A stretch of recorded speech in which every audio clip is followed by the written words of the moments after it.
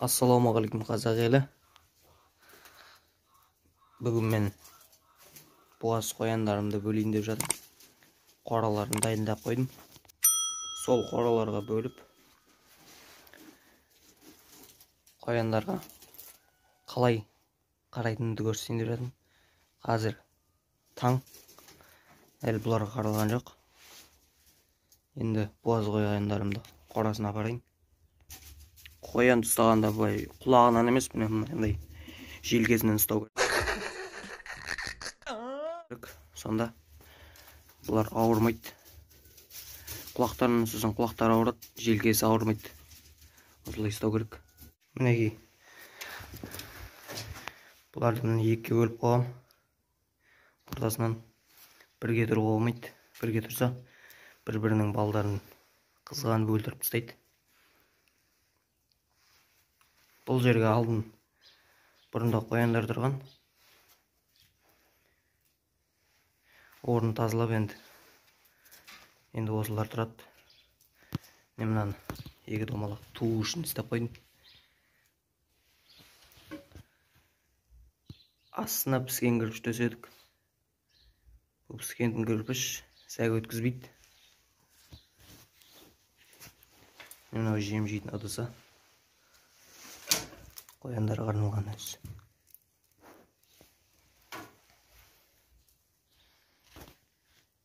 Ал енді мен бұларға қазір қалай қарайтынымды көрсетейін. Мен мынау үгітілген жүгері, сосын су. Жүгеріні олай ыдыстарына салам.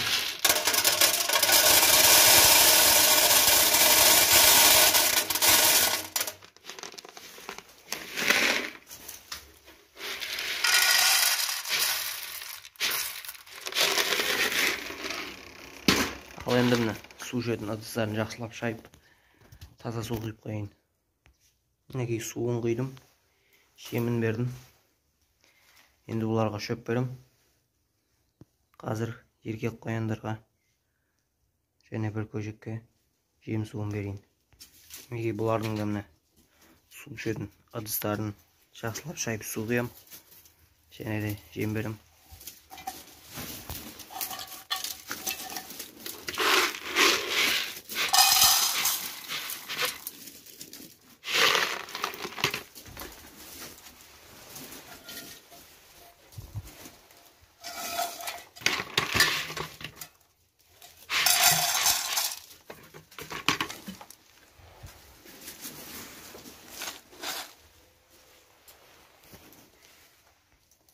Мінекей суларын құйып қойдым. Енді бұларға шөп берем. Мінекей шөп бердім. Жоңышқа. Арасында аздап қамыстары бар. 90% жоңышқа. Осындай таза кепкен жоңышқа беру керек. Мінекей буаз қояндарға да бердім. Мынау ұясынан шықпай жатыр.